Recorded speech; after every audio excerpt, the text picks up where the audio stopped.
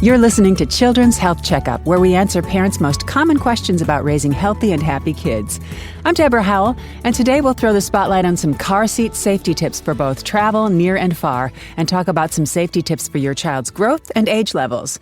Our guest is expert David Aguilar, Senior Program Coordinator, Injury Prevention at Children's Health. Welcome, David. Hey, thank you, Deborah, for having me on. How are you? Great to have you on. I'm great, except for this daunting statistic. Every 33 seconds, a child in the U.S. is involved in a car crash.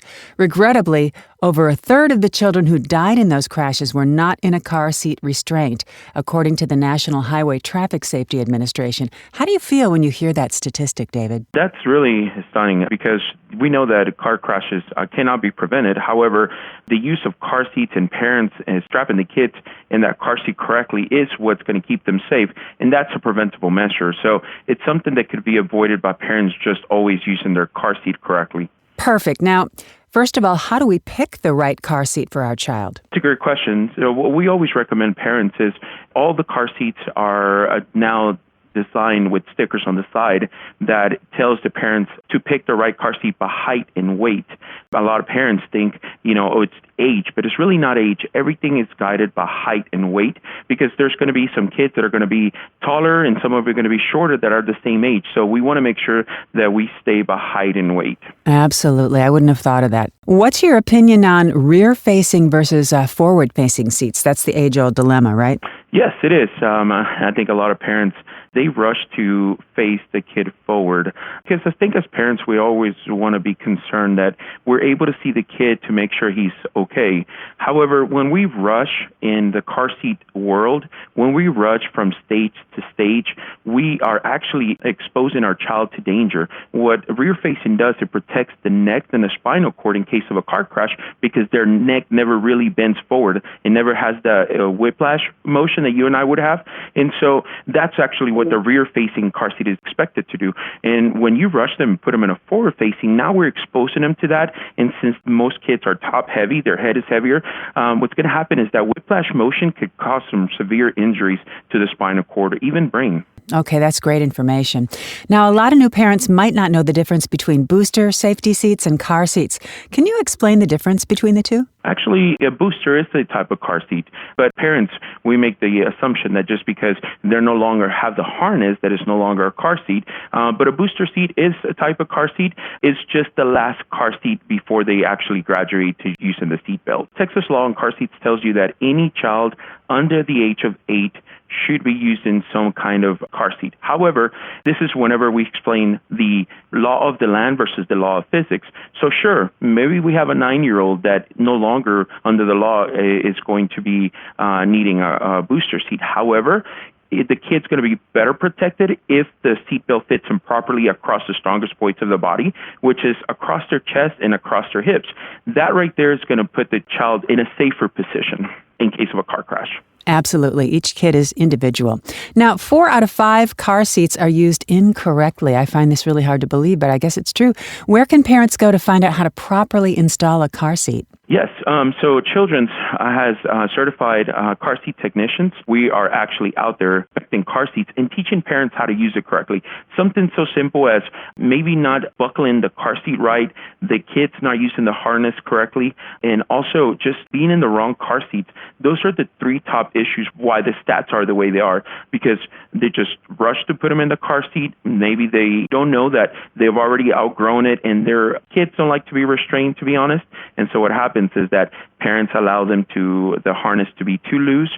And unfortunately, if we allow that in case of a car crash, the more wiggle room there is when the kid's body's moving, that's when injuries occur. So we want to make sure that they're nice and snug, and also that the car seat is snug to the seat, because if the car seat is moving, it's no longer safe. It just becomes an item that the kid's bouncing around in the back seat with. Now, do you have any advice about traveling with a car seat in an airplane? They have to make sure that it's FAA approved, and they want to make sure that when they purchase that car seat, that they can use it. Now, a majority of the time, they're only going to be able to use a car seat that's forward-facing with a harness. Obviously, a booster seat's not going to help them out in any way because that lap belt is not going to keep their head from going forward. So anything with the harness is going to work. And what about traveling on long road trips? When they're doing long trips and parents become concerned because, oh my God, they're so uncomfortable, they're so hard. I understand that it may not be the most convenient or maybe the most comfortable thing.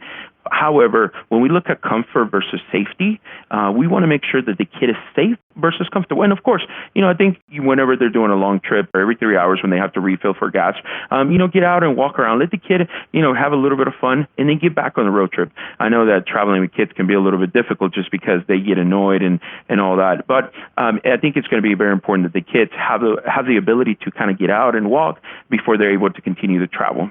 That is a really, really good tip. Give them a little treat between car seats. Yes, give them a little break. Is there one most commonly seen issue with car seats that you check for at Children's Health? Well, I think the three most common mistakes are just that the car seat is not installed correctly. Sometimes parents think the more the better, so they end up installing it with lower anchors and the seat belt. And at that point, the car seat was not manufactured to be used that way. And so, but hey, I think it's a simple human error that we make. The more the better. Sure, why not, right? Because it's extra tight. However, at that point, we're creating a lot of extra stress to that plastic part, and it could cause the car seat to function differently, like break-in or whatnot. It's one of the most common things that it's just parents not knowing how to install that car seat correctly.